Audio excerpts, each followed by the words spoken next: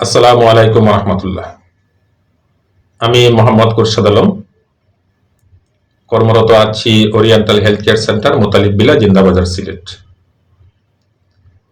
নাক সম্পর্কে কিছু আলোচনা করব বা পরামর্শ দিব।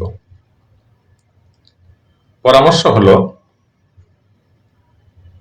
নাক যদি বন্ধ থাকে, যে কোনো কারণেই হোক, নাকের পলিপের কারণেই হোক বা নাকের হাড় বাঁকা অবস্থায় হোক বা নাকের ভিতরের মাংসপিণ্ড ফুলে গিয়েই হোক, যে কোনো কারণে যদি নাকটা বন্ধ থাকে, নাক বন্ধ থাকা অবস্থায় জোর করে নাক ঝাড়বেন না।